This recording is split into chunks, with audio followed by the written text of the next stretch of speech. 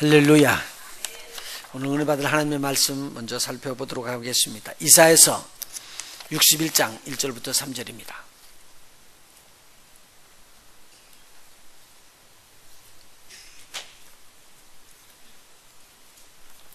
이사야서 61장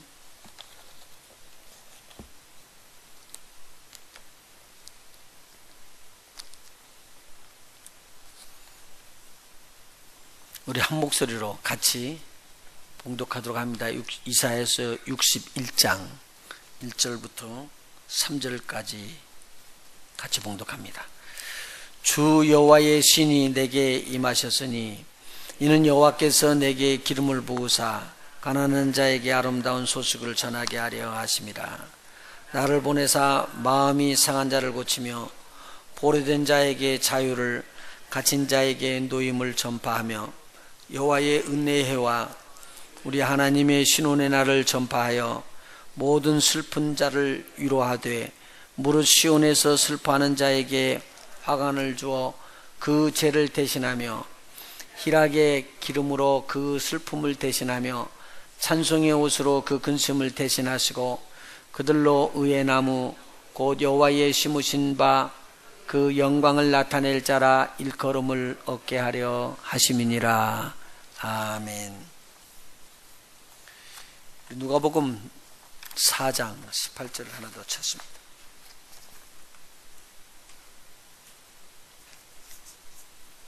누가복음 4장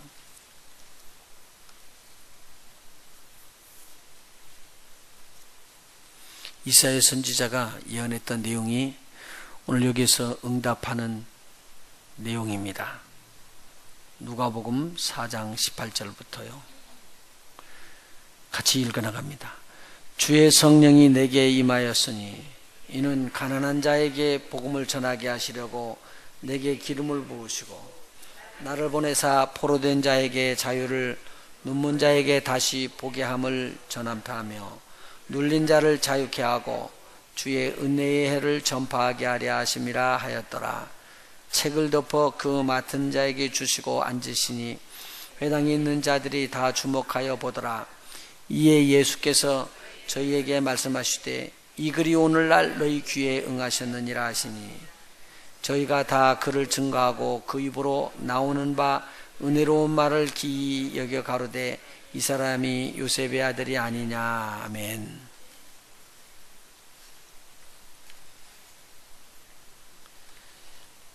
이사야는 아주 특별한 선지자였었습니다. 선지자라는 것은 일반 사람들이 깨닫지 못하는 것을 하나님의 성령을 통해서 하나님의 뜻을, 하나님의 계획을 알게 되는 특수한 하나님의 은총을 입은 자들입니다. 그래서 이사야 선지자는 특별히 하나님의 귀한 은혜를 입은 자예요. 죄가 사해지는 부분에 대해서 아주 자세하게 하나님으로부터 받았고요. 그 죄사함을 받기 위해서 하나님께서 한 증표를 보여주시는데 그 증표가 바로 처녀가 잉태하여 아들을 낳는 것이었습니다. 세상이 모르는 깜짝 놀랄 비밀을 알게 되었습니다. 그런데 그 아들이 무슨 일을 하냐면 세상 죄를 짊어지고 모든 사람이 제 길로 가면서 하나님을 떠난 그 죄를 짊어지시고 십자가에 달려서 고난받으시면서 돌아가시는 내용입니다.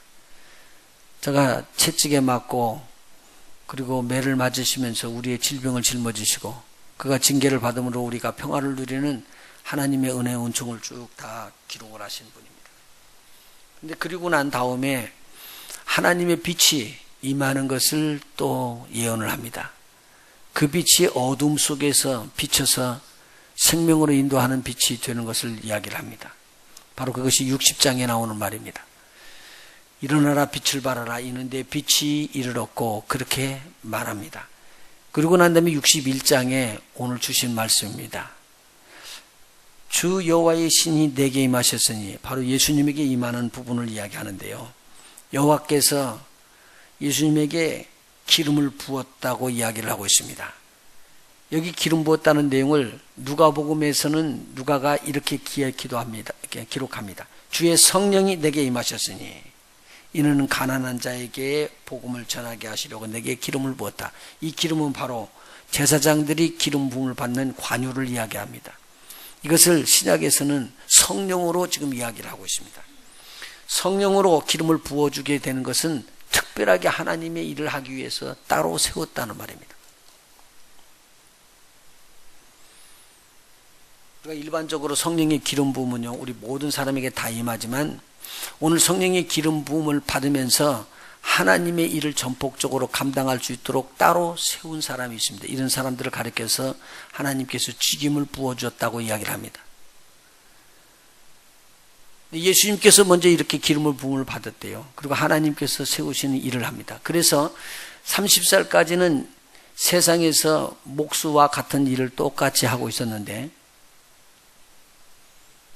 30세에 하나님의 일로 하나님께서 부를 때는 세례 요한에게 침례를 받은 다음에 나오셔서 기도하시는 순간에 성령의 기름 부음이 임하고 성령께서 이끄신 대로 이끌면서 광야에서 사단에게 시험을 받고 이기고 난 다음에 완벽하게 하나님의 일을 하는 일들을 감당합니다. 이걸 보고 우리가 말하는 공생애라고 이야기합니다. 내 삶이 아니라 하나님께서 세우신 공생애를 위해서 기름을 부음을 받았다는 말입니다. 주의 제자들이요, 자기 방법대로 살고 있다가 우리 주님이 부르심을 받고 주의 제자가 돼서 예수님을 따라갑니다. 그리고 3년이라는 기간 동안 우리 주님 앞에서 배우기를 시작합니다. 그리고 예수님이 십자가에 달려서 돌아가시고 난 다음에 저들이 뿔뿔이 다 흩어지죠. 주님이 부활하신 것을 만난 다음에도 어부가 돼서 세상 일을 하러 떠나갑니다. 그런데 하나님께서 성령을 저들에게 부어주시면서 바로 이 성령이 부어주는 그 오순절날 성령의 기름 부음을 받고 난다면은 저들이 전폭적으로 하나님의 일을 하도록 그렇게 달려나가게 됩니다. 그리고 죽기까지 순종합니다. 이 기름 부음이라는 거예요. 같은 기름 부음이 있는데 저들을 하나님께서 특별한 사역으로 이렇게 빼서 세워놨다는 말입니다. 똑같은 하나님의 일꾼들이었었는데 하나님이 교회가 팽창해 나가면서 실신되게 하나님의 일을 감당할 자들이 필요하게 됐습니다. 그래서 저들을 뽑아 세웠는데 저들이 안수 집사입니다. 안수 집사들을 세워가지고 거기에 기름을 부으는데 먼저 기름을 부음 받은 종들이 저에게 기름을 부어서 안수를 하거든요. 안수가 기름 부음이라는 것을 대표하는 것이죠. 예표입니다. 기름을 부어서 너로 하나님의 일을 감당하겠다고 따로 세웁니다. 이것을 직임이라고 이야기하거든요. 오늘 이 직임을 부음을 받았던 예수님께서 하셨던 일들을 사도들이 하고요. 사도들이 했던 일들이 그 다음 제자들에게도 그대로 임하게끔 돼서 기름 부음은 흘러가고 있습니다. 그래서 목사가 안수 받았을 때 사람이 안수를 주는 것이지만 사실은 하나님께서 성령의 기름 부음으로 먼저 그를 택하시고 기름 부으신 것이 있어야지 됩니다. 그리고 전폭적으로 하나님 일을 할 수 있도록 그렇게 준비되어져야만 됩니다. 근데 이사야가 이렇게 이야기합니다.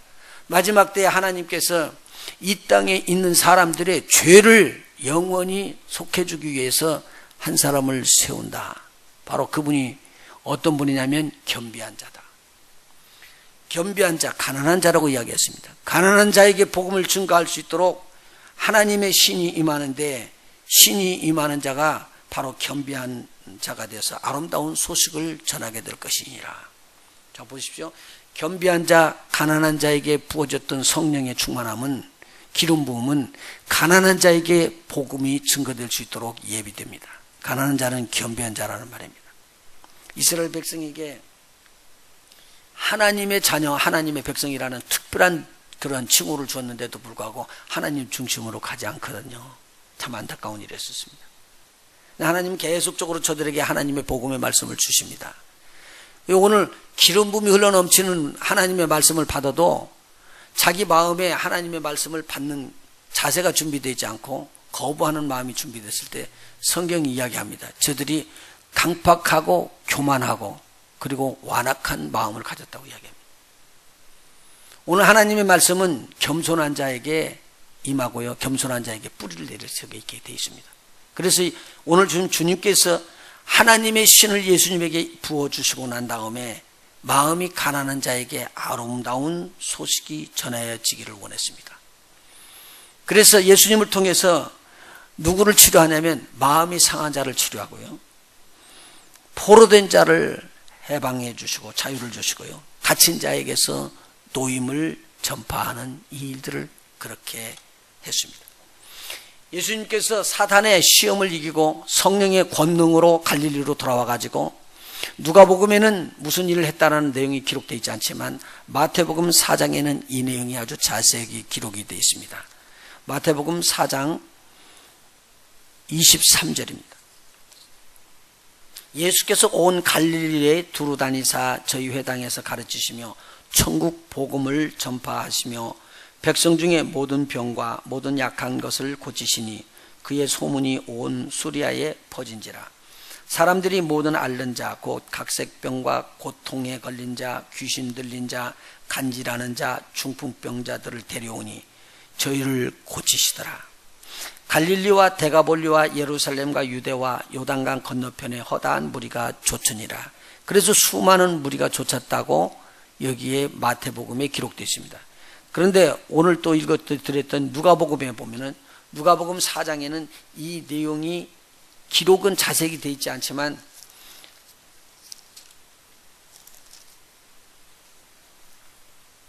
예수님께서 성령이 임하여서 이런 일들이 일어나겠다고 기록되어 있던 내용이 기록되어 있고 이것이 너희에게 응하였느니라라는 말로 표현을 하면서 요약을 해버립니다. 자, 그렇다면 오늘 이렇게 예수님께서 오셔서 이런 일들이 일어날 것에 대해서 이사야 선지자가 예언한 것이 지금 예수님 당시에 일어난 거예요. 그러면 여기에서 중요한 것이 무엇이냐면 오늘 우리 주님께서는 이 땅에 오셔서 너희가 마음이 상해 있는 거 내가 고치겠다. 두 번째, 포로가 되어 있는 자들을 자유하게 하겠다. 세 번째는 갇힌 자, 옥에 갇힌 자를 내가 놓여주게끔 그렇게 하겠다라고 말씀하신 내용입니다. 이 내용을 이루기 위해서 예수님께서 오셨어요. 그래서 이사야 선지자의 글을 회당에 들어가니까 주는데 그 두루마기로 되어 있잖아요. 두루마기를 쭉 펴가지고 찾아가지고 읽는 그 장소가 바로 어디냐면 이거 이사야서 61장의 내용이었습니다. 그리고는 그것을 몰아가지고 다시 성전 회당을 맡은 자에게 줍니다. 그리고 예수님께서 자리에 딱 앉으니까 사람들이 전부 다 예수님을 쳐다보는 거예요. 그리고 예수님께서 뭐라고 말했냐면 오늘날 이 말씀이 너희 귀에 응하였느니라 라고 이야기를 합니다. 임했다 이 말입니다. 예수님을 통해서 이 약속의 말이 응답이 되었다라고 이야기합니다. 그러니까 예수님께서 묻는 거예요. 묻는 것을 예수님께서 답하고 또 묻고 답하면서 사람들의 편안함을 얻었습니다. 예수님 그렇게 말씀하시잖아요. 수고하고 무거운 짐진 자들아 다 내게로 오라. 내가 너희를 편히 쉬게 하리라. 쉬게 한다는 마음은요, 보이질 않는 짐을 우리가 갖고 있다는 겁니다. 그런데 그 짐이 얼마나 무겁든지 그 짐으로 인하여 너무 힘이 들다는 거예요. 그런데 그 짐이 내려놔지기만 하면 너무 시원할 텐데 그 짐을 내려놓지 못합니다. 그런데 오늘 그 짐을 내려놓는 것을 우리 주님께서 원하셔서 이야기합니다. 네가 짓지 말고 나에게 오라. 그리고 나에게 그걸 맡겨라. 그러면 내가 그 짐을 대신 져주겠다. 오늘 마음이 상한 자, 왜 마음이 상하냐면요, 자기가 살아있어. 내가 고집이 세가지고 내 뜻대로 원치 않는 방향대로 이루어지지 않은 거예요. 오늘 실질적으로 예수 믿고 나면요, 우리는요, 누구 중심으로 사는 거예요? 주님 중심으로 사는 거예요. 하나님 중심으로 사는 거잖아요. 그래서 우리가 하나님의 자녀가 하나님의 백성이에요. 하나님의 자녀 되는 그 특권이 있다면요, 하나님의 자녀로서의 의무를 우리가 지킬 줄 알아야 되거든요. 그래서 그러한 하나님께서 주시는 은혜를 받아서 살아나가야 되는데, 하나님의 자녀가 됐는데도 불구하고 세상 사람들과 똑같이 세상의 것들을 탐하면서 살고요, 세상의 방법대로 살기를 원해요. 내가 그렇게 살아나가는데 계획대로 이루어지지 않으면 마음이 상하는 거예요. 근데 오늘 우리 주님을 만나게 되면, 위대하신 주님을 만나는 순간에 자기의 것을 내려놓게 됩니다. 그래서 베드로 사도가 예수님을 만나는 순간에 나는 죄인이니까 나를 떠나시옵소서 그렇게 이야기를 하죠. 그런데 예수님께서 그 베드로를 불러요. 그러고 나니까 모든 것 다 놓고 따라 나옵니다. 지금까지 고통과 고난 속에 있었던 그 마음의 모든 것들 다 내려놓고 우리 주님을 따라갈 때 주님은 저를 불러서 하나님의 원하는 뜻, 사람을 낚는 업으로 저를 양육해 나갑니다. 자, 이 마음에 상처받은 거, 이거 쉬운 일이 아니거든요. 제가 이번에 카자흐스탄에 가가지고 기도를 하는데요, 참 은혜롭게 목사님이 잘 인도하고 있어가지고 참 대견스럽고 참 고맙고 감사하더라고요. 근데 사람들이 나와서 이제 기도를 받는데 한 사람씩 물어봤어요. 통역을 통해서 묻는데 그들이 원하는 계획이 있어요. 나는 꼭 결혼을 하기를 원합니다. 그러더라고요. 그러니까 거기 보니까 그분은 나이가 좀 많이 들었어요. 거기는 16살 정도면 결혼을 해요. 그러니까 나이가 20살이 넘으면은 좀 노처녀 편에 들어가요. 여기하고는 전혀 다르죠. 그런데 자기는 결혼하겠다고 그래요. 근데 나이가 좀 많이 좀 들어 보여요. 그래서 저는 이제 결혼하는 것은 당연히 하라고 축복을 해줘야지 되는데, 이렇게 물었습니다. 지금 당신 보니까 하나님이 일하려고 하나님이 일을 하기를 원하는데, 하나님께서 당신 결혼하지 말으라고 그러면은 그렇게 순종할 수 있겠습니까? 물었더니 하는 말이 아니요. 저는 기연히 결혼할 겁니다. 그래요. 그래서 제가 다시 또 이야기를 드렸습니다. 하나님께서 만일 자매님 보고 결혼하지 말라고 그러면은 결혼하지 않고 우리 하나님만 섬길 수 있겠습니까? 또 똑같이 물었습니다. 그랬더니 그냥 또 아니요. 제가 3번을 경고포 물었거든요. 아니래요. 그분은요 기필코 결혼해야 된다고 이야기를 하더라고요. 그래서 제가 그렇게 이야기했죠. 내가 자매님 앞에 왜 3번을 물었냐면, 우리가 주의 일을 한다고 주님의 자녀가 됐다고 주님의 뜻대로 한다고 그런다면 주가 시키는 대로 하는 거지, 내 뜻대로 하기를 원하면은 마음에 상처가 있다. 절대 치료를 할 수가 없다. 오늘 보세요. 내가 주님의 뜻대로 내가 순종하고 나가기를 원하면요, 내 뜻이 없어져야지 돼요. 그렇지 않으면은, 내 뜻이 살아있으면은 하나님의 뜻이 절대 이루어지질 않습니다. 그래서 제가 그렇게 물으니까 그래요. 그래도 저는 결혼을 해야 된대요. 내가 안다고. 그런데 당신이 고집을 피운 대로 그렇게 나가면은 이게 풀어지질 않는다고. 보라고. 나중에 가가지고 결혼을 했다고. 근데 결혼했는데 남편이 너무 좋아. 남편 좋아해야 됩니다. 예, 남편은 좋아야 돼요. 그런데 남편이 너무 좋아. 그래서 남편이 원하는 대로 따라가다 보니까 하나님이 1순위가 아니고 하나님이 2순위고 남편이 1순위가 될 수 있다고. 그럴 때는 당신이 지금 하나님 말씀 듣겠어? 아니면 남편 말을 듣겠어? 그러니까 그때 그 이야기를 해요. 그러니까 장시간이 걸리는 거예요. 안수해주면 그냥 안수만 해주면 끝나는데, 상담을 하면서 이야기를 하니까 그분이 이야기를 해요. 가만히 있는 거예요. 당신이 그러면 하나님 중심으로 가지 아니하고 당신 중심으로 가게 돼 있다. 그럼 하나님의 뜻에 어긋나는 일을 남편이 요구를 하더라도 남편 따라가지 하나님 따라가지 않는다. 왜냐하면 순위가 바뀌었기 때문에. 그래서 내가 묻는 건 뭐냐면, 오늘 하나님께서 당신을 결혼하지 말라고 그러면 거기에 순종할 수 있는 마음까지 있다면, 당신이 결혼했을 때 하나님께서 원하시는 일이 우선순위가 될 거 아니냐. 가장 먼저 할 순위다. 그렇게 되면 당신에게 질서를 지켜줄 수 있는 것이다. 내가 결혼하지 말라는 말이 아니라 이것이 정립이 안 되면 하나님 앞에서 이거 상당히 어려운 일이 될 것이다. 내가 그렇게 이야기를 했습니다. 그분이요, 보통 사람들이라면 제가 그냥 넘어갈지도 모르지만 이분에게는 하나님 앞에 헌신하는 마음이 있었다는 겁니다. 하나님 앞에 헌신한다는 말은 뭐냐면요, 내가 하나님의 자녀가 되고 하나님의 뜻대로 살겠다는 결단이 있다는 말입니다. 결단하고 난 다음에도 내 뜻대로 내 방법대로 가기 때문에 상처가 나오는 거예요. 만일 내가 하나님 앞에 모든 것을 다 맡기면 하나님은 우리의 책임지시는 주인이 되십니다. 그러면 주님께서 먹을 것과 입을 것을 공급해 주시게 돼 있거든요. 우리가 이스라엘 백성 쭉 살펴보면 다 그거예요. 이스라엘 백성이 아무것도 광야에서 살 걸 준비하고 나오질 않았어요. 광야에서 씨를 뿌려가지고 거기서 걷어서 먹는 거 안 했거든요. 그런데 광야에 들어가서 하나님께서는 구름 기둥, 불 기둥으로 인도하시면서 만나를 먹이고 물을 반석에서 내게끔 해서 세상 사람들은 절대 불가능한 거고 어디에서도 그렇게 할 수 없는 일들을 하시면서 이스라엘 백성을 인도하십니다. 그러면서 누구를 섬기라고요? 그렇게 인도하시고 하시는 하나님을 섬기라고 그랬습니다. 그런데 이스라엘 백성이 그렇게 안 했습니다. 이스라엘 백성은 항상 자기 중심으로 가요. 주여, 주를 위해서 무엇을 할까요? 라고 주님에게 묻질 않고요. 내가 원하는 것이 있으니까 내놓으세요. 그것만 했습니다. 먹을 만나가 없다고, 먹을 것이 없다고 만나달라고 아우성을 쳤죠. 물이 없다고 아우성을 쳤죠. 그런데도 주님은 하나도 바꾸시지 않고요. 계속 40년 동안 이끌으면서 그 신이 떨어지지 않게끔 하고요. 옷이 헤어지지 않게끔 그들을 인도했습니다. 먹을 양식을요, 하루도 건너지 않고 먹을 양식 다 공급해 주셨습니다. 공의의 하나님이고 신실하신 하나님이시거든요. 오늘 우리가 마음이 상한 자들을 위로받을 수 있도록 해주시기 위해서 우리 주님이 이 땅에 오신 거예요. 굉장히 중요한 내용을 말하고 있습니다.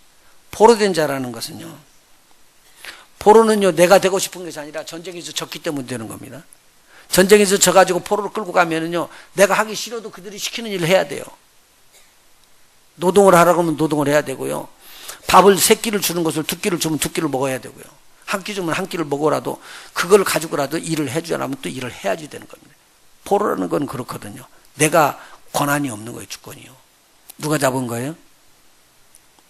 나를 잡은 나라가, 나를 잡은 왕족이, 나를 잡은 그 나라가 우리를 지배하는 것이다. 그래서 포로가 된 자들이요. 저들에게는요, 그 포로로 잡은 자를 제거하고 이길 수 있는 힘을 가진 분이 오기 전에는요, 해방이 안 되는 거예요. 근데 오늘 우리 예수님께서는 지금 이야기한 거예요. 네 포로된 자, 그렇게 묶인 자리에서부터 내가 너를 풀어줄 것이니라. 우리 주님이 그래서 오셨다는 말입니다. 갇힌 자라는 말은요, 죄가 있기 때문에 갇히는 거죠. 그래서 그 죄를 사함으로 말미암아 옥에서부터 빼낼 수 있는 분이 오셨다는 말입니다. 예수님이 이 세 가지 일을 하기로 왔다고 여기 기록하고 있거든요. 보십시오. 옥에 갇힌 자를 빼내기 위해서는 죄 없게 하기 위해서 우리 주님이 이 땅에 오셨습니다.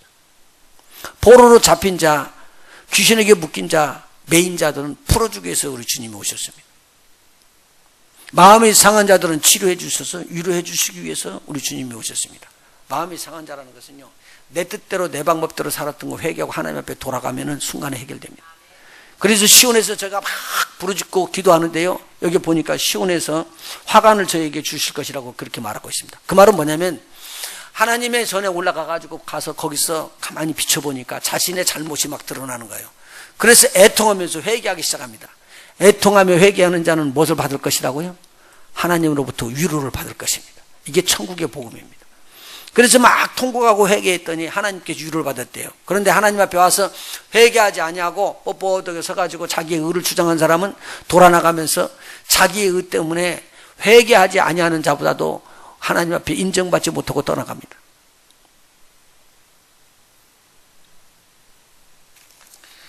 예수님께서 하루는 안식일을 하는 회당에서 가르치셨습니다.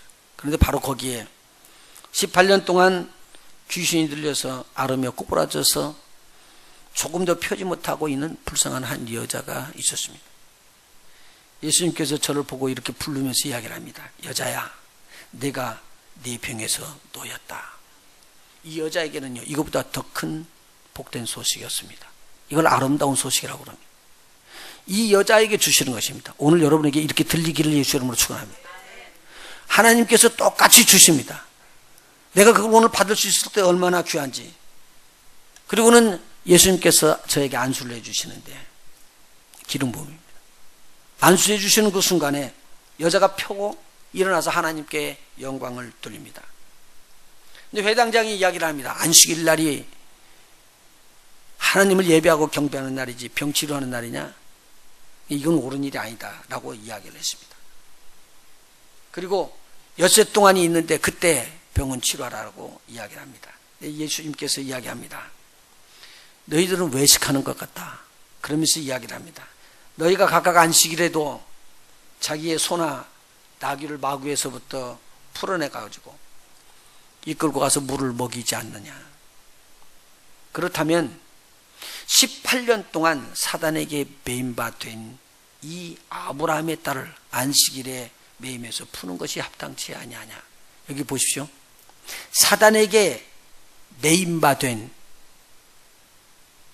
이것은 사단을 붙잡지 아니하면, 사단을 결박하지 아니하고 사단을 약화시키지 아니하면, 사단을 이기지 아니하면 풀어줄 수가 없습니다. 절대로. 그런데 예수님께서 이 땅에 오신 것은 사단에게 매인 자를 사단의 매임에서 풀어주기 위해서 오셨습니다. 이 말을 다른 말로 조금 전에 이야기한 말은 18년 동안 귀신 들려 앓으며 꼬부라졌다고 그랬습니다. 귀신 들려 앓으며 꼬부라졌다. 그럼 귀신 들렸다는 말은 귀신에게 묻겠다는 말입니다. 매였다는 말입니다. 이것을 풀어주기 위해서 예수님께서 오셨습니다. 그러니까요, 베드로 사도가 이렇게 이야기합니다.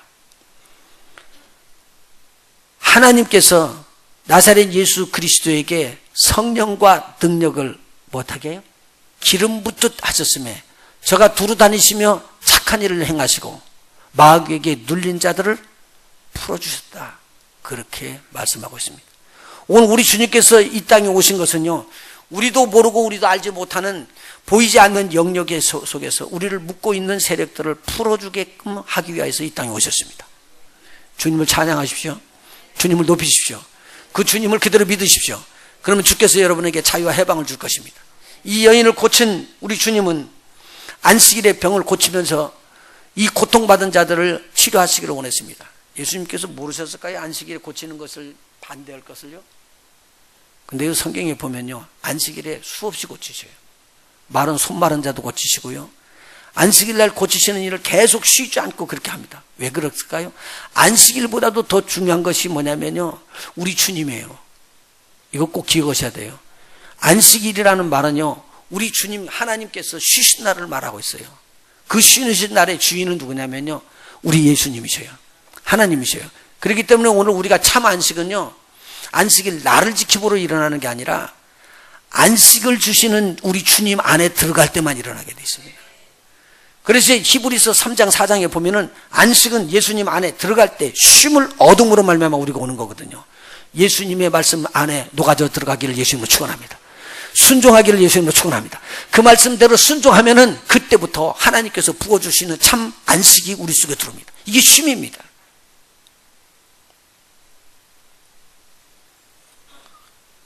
그 다음에 두 번째 우리가 생각해 볼 것은요, 은혜의 해가 선포된다는 말입니다. 이스라엘 백성에게는 하나님께서요, 나중에 앞으로 일어날 일들을 위해서 여러 가지 절기를 주시고요, 여러 가지 일들을 갖다가 붙여주셨습니다. 하나님께서는 모세에게 이렇게 이야기합니다. 모세야, 이스라엘 백성을 애굽 땅에서 불러내서 광야에서 희생의 제사를 지내러 네가 끌어낼 텐데, 지금 이 달을 종교용으로 이야기할 때 종교역으로 1월 날로 그렇게 정해서 1일부터 카운트해 나가라. 그래서 날짜를 주셨습니다. 이게 니산월입니다. 그런데 그날 1월 1일부터 지나다가 10일이 딱 되면 너는 준비하는데 각 가정마다 어린 양을 하나 준비하는데 하나도 흠이 없는, 점도 없는 그런 양을 준비하도록 그렇게 해라. 그래서 집에서 키우라고 하는 거예요.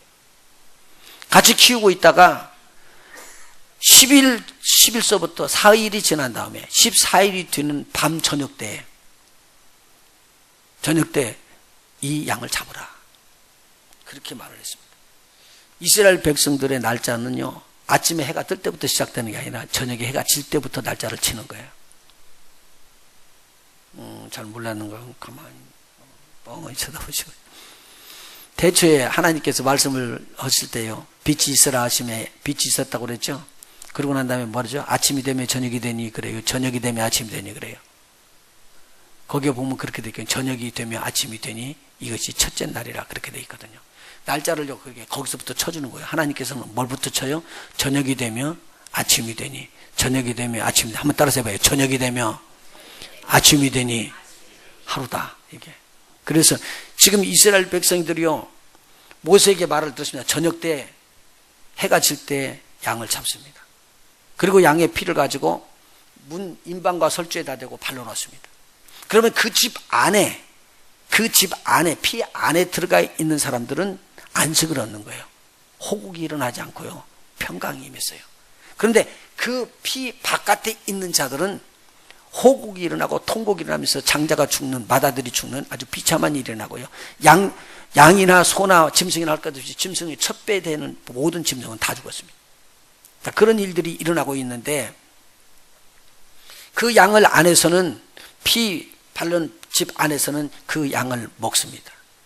그리고 밀가루를 자서해서 메고 짐을 싸질머지고는 출애굽을 준비합니다. 하나님께서 그 밤중에 이스라엘 백성을 끌어냈습니다. 이 날을 유월절이라고 하라 라고 유월절 절기를 주셨습니다.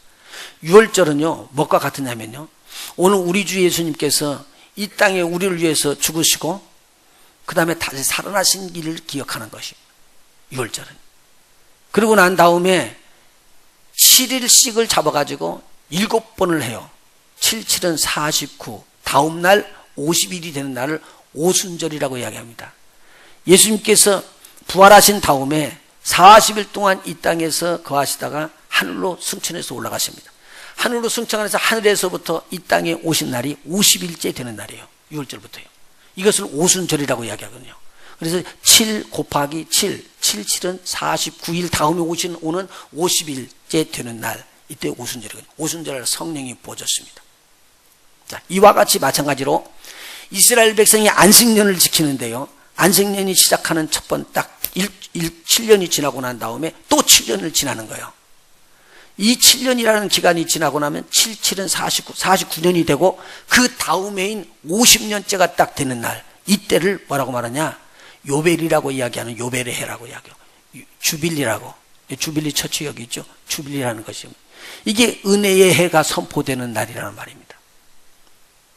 희년 50년이 되는데, 그래서 이 이야기를 합니다. 이 희년에는 하나님께서 이렇게 하실 것이다. 이스라엘 백성이 살다가 보니까 내가 빚을 많이 졌어요.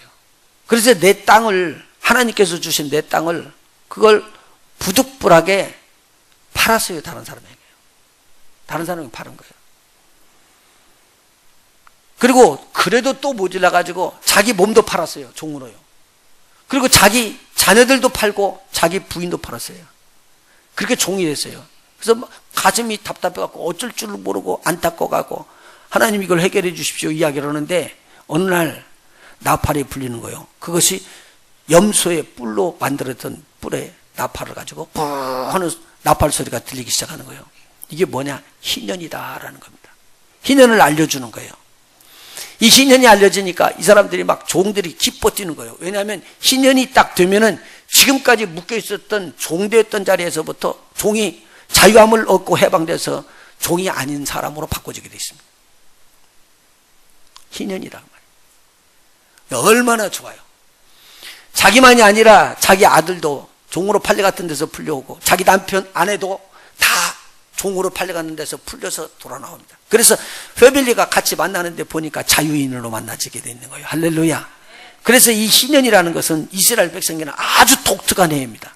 그런데요, 지금까지 자기가 하나님으로부터 물려받았던 땅, 기업을 내가 팔아먹어서 지금 놓쳤는데, 이 희년이 딱 돼서 나팔 소리가 들리면 그것이 자동적으로 자기에게 돌아오게 되어 있습니다. 여러분 보십시오. 중국에서요, 홍콩이라는 땅이 영국의 소유가 됐었잖아요. 그런데 100년이 지나면 이것이 중국 땅으로 다시 회복되게 되어 있습니다. 바로 이런 것들이 성경을 기반해서 일어나는 일이죠. 100년이 딱 되니까요, 진짜로 넘어가더라고요.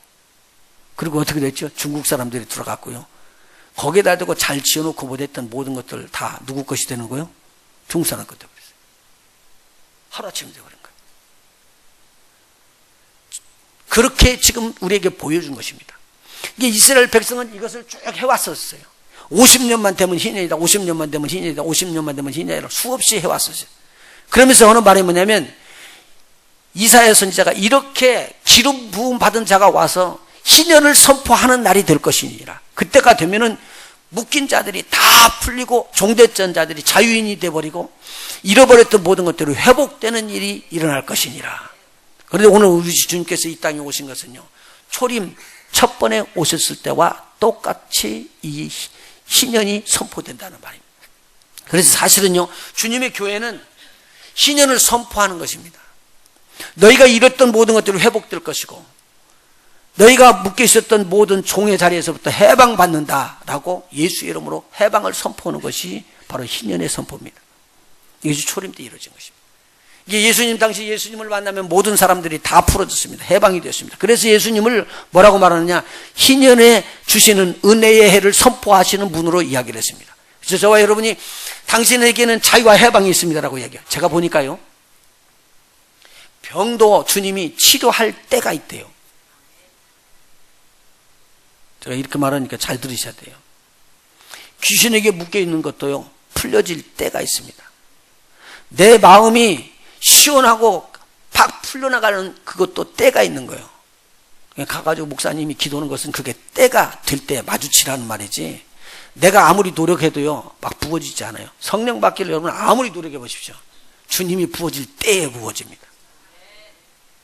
그게 내 방법대로 안 되기 때문에 불평하고 원망하지 마세요. 하나님께서요 시험과 역경이 두치다가 그 시험과 역경을 통과하면서 이만하면 됐다라고 우리 주님이 인정하는 때, 그때가 은혜의 해입니다.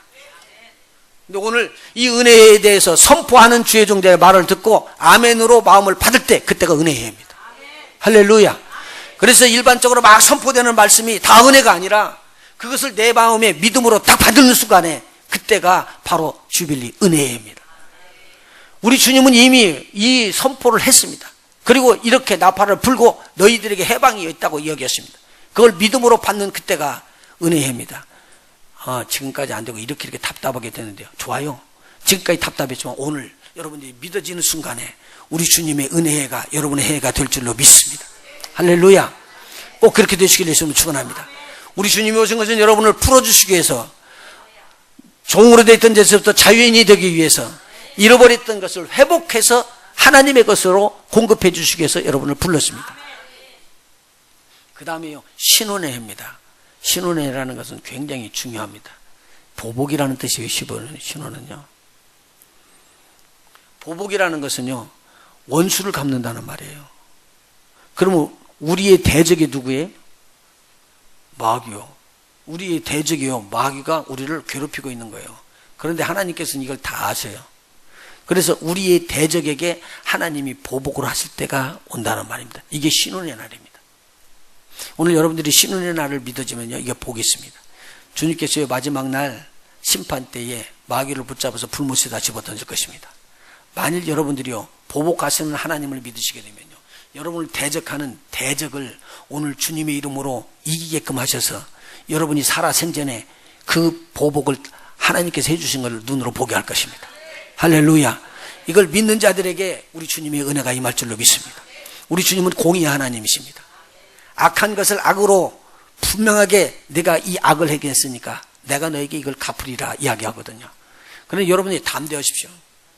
어렵고 힘들어도요, 이 땅에서 끝까지 주님을 의지하고 가신 분들에게는요, 죽은 다음에도 하나님께서는 놀라운 상급으로 갚으십니다. 그게 하나님이십니다. 그런데 이 땅에서 저와 여러분을 통해서 이 대적을 물리치기는 신혼함을 올 때는 하나님께서 여러분을 대신해서 신혼해 주실 것입니다. 사단의 세력이 여러분의 무릎 앞에서 무릎을 꿇을 것이에요. 그래서 계시록의 2장 3장에 보면요, 하나님의 교회 앞에 무릎을 꿇는 자들을 하나님께서 만들어 주실 때가 있습니다. 그건 이 땅입니다. 그런데 그것이 지나고 난 다음에 심판 때에도 우리 주님께서는 저들을 불못으로 집어던지게 되어 있습니다.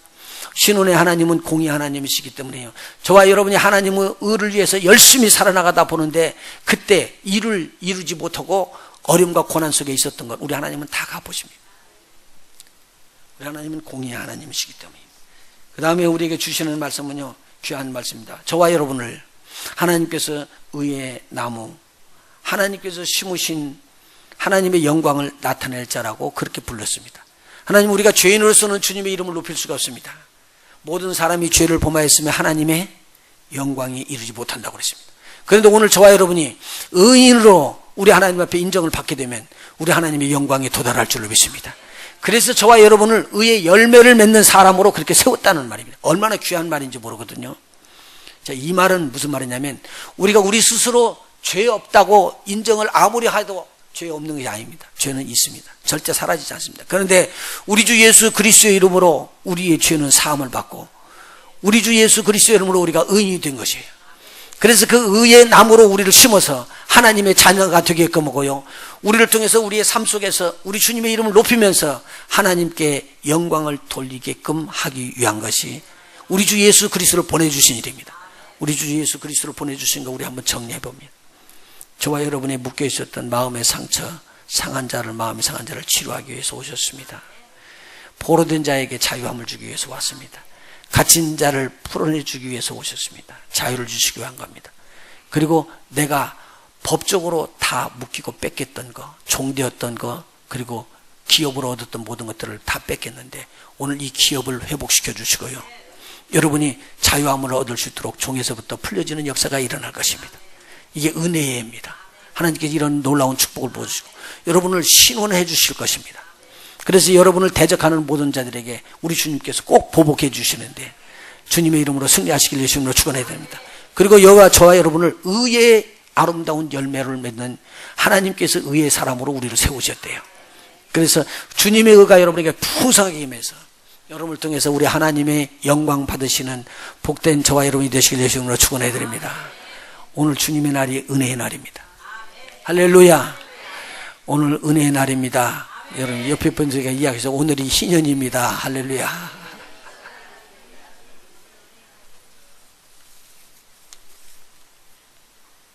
이제 기도하십시다.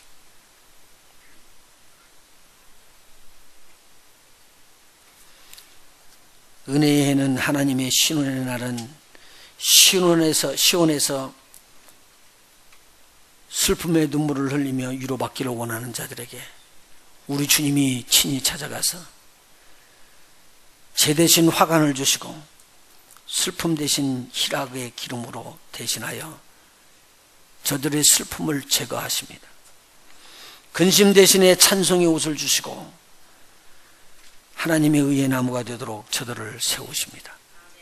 하나님 오늘이 우리 주 예수 그리스도의 이름으로 이렇게 복된 날이 되게 하여 주셔서 묶인 모든 것들이 우리 주 예수 그리스도의 이름으로 풀려지기를 원합니다.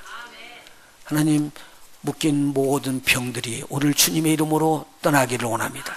내 병에서 놓였느니라 음성 들을 수 있게 하여 주시고 하나님 저들의 마음속에 불안과 두려움이 있었던 모든 두려움이 떠나가는 복 있는 시간이 되게 하셔서 상한 마음이 치료되게 하여 주시고 포로된 자가 풀려지는 귀한 역사가 일어나게 하여 주시옵소서. 하나님 우리에게 주신 이 놀라운 은혜를 마음껏 선포하면서 은혜를 선전하는 아름다운 발들이 되도록 사랑하는 귀한 하나님의 자녀들을 축복하여 주시옵시고 저들을 만나는 모든 자들에게 이 희년의 축복이 임하여 잃었던 것을 회복하게 하시고 묶인 자들이 풀려지는 놀라운 평강의 축복을 나누어주는 종들이 다 되게 하여 주시옵소서. 사랑하는 귀한 우리 하나님의 자녀들을 통해서 하나님의 귀한 또 자녀들이 수없이 일어날 수 있도록 저들을 의의 나무로 심어 주시옵소서. 예수님의 이름으로 간절히 기도하옵나이다. 아멘.